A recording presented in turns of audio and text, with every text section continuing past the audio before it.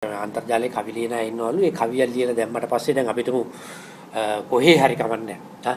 අපිටම රාජපක්ෂ යුගයේ මේ මොකක් හරි පාරක මිනිසු මැරුවා හරි මොනවා හරි ඒ කාලේ සෑහෙන සිද්ධි වෙනවනේ. ඒ වගේ සිද්ධියක් වුණාම දැන් කවුරු හරි ලිපියක් ලියනවා. මට දුකයි බලන් ඉන්න බෑ.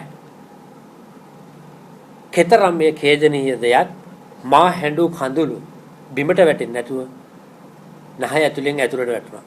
ඒ කියන්නේ කට ඇතුලට ගිහිල්ලා දැන් බඩ ඇතුලට ගිහිල්ලා කියලා. දැන් මේක ඉතින් බැලුවම මාර කවියක් දැන් මේක. ඉතින් ඕක බලලා සමන්ලි පොන්සේකාරි කවුරු ලියනවා නයිස් කියලා. මේ Facebook වල වෙන වැඩ. ඊට පස්සේ අරයා තෑන්ක්ස් කියලා දානවා. දැන් මේ කවිය මේ යක්කු කවියද මං අහන්නේ. එහෙම නැත්නම් මහා ලොකු දේශපාලන ගැඹුරු දේවල් කියන අයගේ Facebook බලන්න. ඒවා මෙන්න මේ වගේ කමෙන්ට් තියෙනවා. සර්ගේ උපන්දිනේට අපේ සුබ පැතුම්. යටින් දානවා මේ බොහොම ස්තුතියි. යටින් තව එකෙක් මෙන්න එනවා.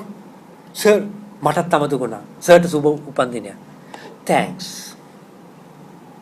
මෙන්න බුද්ධ දැන් ඊට මොහොතකට ඉස්සෙල්ලා ඒ මනුස්සයා කතා කරනවා ජනතා විමුක්ති පෙරමුණ ජාතිවාදයට හැරවුණු නිව්ටන් ගුණසිංහයානු හැරවුම් ලක්ෂයක් ගැන.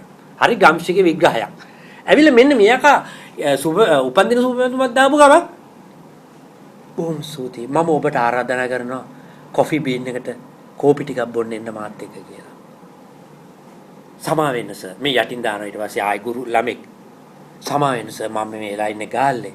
අනිවාර්යයෙන්ම මම ගාල්ලේ නොහිටියා නම් ඔතන මම. සෝරි අර යාලියනෝ.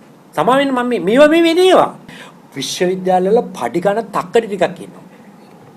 ආචාර්ය මහාචාර්ය කියලා නම් දාගෙන මේ වැඩකට නැති සමහර කාලකන් ඉන්නවා විශ්වවිද්‍යාලවල ආචාර්යවරු Facebook වල කමෙන්ට් 65 ලියනවනේ යකෝ. යහු වැඩක් නැද්ද මුන්ට? මේ පොඩි ළමයි ලියන ඒවා. ඒවට ඒ ඔබේ මතේ නිවැරදි නැත. මෙන්න මගේ මතේ. ඉතින් අර පොඩි කොල්ලෝ ඒකමද ඒ මතේ. ඉතින් ආයි උත්තර ලියනවා. දැන් මේ හැන්දෑ වැඩි මං හෙට උදේ වාට උත්තර දෙන්න. මේ මහාචාර්යවරුලු. මුම් මහාචාර්යවරු නෙවෙයි විශ්වවිද්‍යාල බහලා දාන්න ඕනේ මම කියන්නේ. SP සානායකට වයින්නවා. SP සානායකගේ මල්ලිලා මේ මං කියන්නේ. අපි දැක්කා දැන් පහුගිය කාලේ දේශපාලන වේදිකාවල් වල කී දෙනෙක් ඒ වගේ තමන්ගේ ජීවිතේ විහිළු බවට පත් කරගත්තාද කියලා. තමන්ගේ කලා ජීවිතේ කියන්නේ කලාකරුවෙක් කියලා කියන්නේ විහිළුකාරයෙක් කියන එක පෙන්නවා කියලා මං කියන්නේ. හැබැයි ප්‍රශ්නෙකුත් නැහැ. දැන් මහජනයා මේක ප්‍රශ්න කරනවා නම් අවුල වෙන්නේ. මහජනයාගේ ජීවිතයත් විගඩම. කලාකාරයෙක් ඇවිල්ලා අමතරව විහිළු කරන්න දෙන්නේ නැහැ. අපි දැන් කිව්ව සුනිල් පෙරේරා. දැන් සුනිල් පෙරේරා ඇවිල්ලා අපිට විහිළුවක් කරනවා.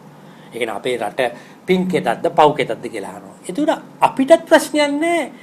අපිටත් ඒක ප්‍රශ්නයක් නැහැ. ඒතර එයාට ප්‍රශ්නකුත් නැහැ අපිට ප්‍රශ්නකුත් නැහැ. ඒත් එයා ඒ ටික කියාගෙන යන ගමන් එයා කියනවා මට මගේ වයිෆ් කිව්වා යන්න එපා කියලා ඔයා ඔවට කියලා ගුටි ගන්න එපා කියලා. ඔයා මොකටද ඔවට යන්නේ මේ අපිට අදාළයි ඔය වගේ වැඩ. ඒ කියන්නේ අර පුද්ගලවාදී. ඒතර අපිටත් ප්‍රශ්නයක් නැහැ. ඒ කියන්නේ දැන් සාමාන්‍යයෙන් කලාකාරයෙක්ගේ වයිෆ් කෙනෙක් එහෙම කරාම කියමුකෝ. ඒක ප්‍රසිද්ධිය ඉස්සර කියන්නේ නැහැනේ ලැජ්ජා හින්දා. දැන් ප්‍රශ්නයක් නැහැ. ඒක ප්‍රසිද්ධියමත් අපිට කියනවා. ඒ ප්‍රසිද්ධියම අපිත් ඒක අහනවා. ප්‍රසිද්ධිය අපිට ඒකට ප්‍රශ්නකුත් නැහැ. ඒකයි කියන්නේ අර මධ්‍යතන යුගයේ අඳුරු යුගයක් කියලා කියන වගේ අපි ඇත්තටම ඇතුල් වෙලා තියෙන අඳුරු යුගයකට. ප්‍රසන්න විදානකයේ ඔබ සමග කියන චිත්‍රපටිය ගත්තම ඒ චිත්‍රපටියේ හරි සුවිශේෂ දෙයක් තියෙනවා. ඒ සුවිශේෂ දේ තමයි ඒ චිත්‍රපටියේ නිලිය ඉන්දියාවේ නිලියක්. ඒ නිලියගේ රූපය පමණක් ගත්තම මම පිරිමි කේන්ද්‍රීය විදියකට කිව්වොත් එහෙම අර ඔබ කිව්වා වගේම ඒ ස්ත්‍රියගේ තියෙන විශේෂත්වය තමයි පොඩි කැතක් තියෙනවා යාගේ.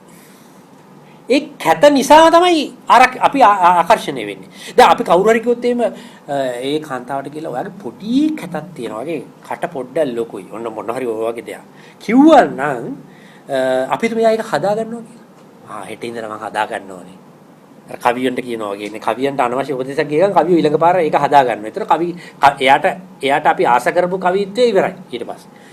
ඒ වගේ අර ස්ත්‍රියගේ අර අපි ආස කරන අපි ඇත්තටම ආස කරන්නේ නෙගටිව් පොයින්ට් එකට. ඒ කියන්නේ පොඩ්ඩක් කැතයි. එහෙම නැත්නම් අපි සමහර කාන්තාවකට කියන්න පුළුවන් ඔබ පොඩ්ඩක් බර වැඩි. එහෙම නැත්නම් ඔබ පොඩ්ඩක් මහත වැඩි. හැබැයි ඒක අඩු කරගත්තොත් කොණ්ඩේ පොඩ්ඩක් දිගයි වාගේ. පොඩ්ඩක් ඔයා කපා ගන්න. කපා ගත්තොත් මොකද වෙන්නේ? ආකර්ෂණීය ඉවරයි.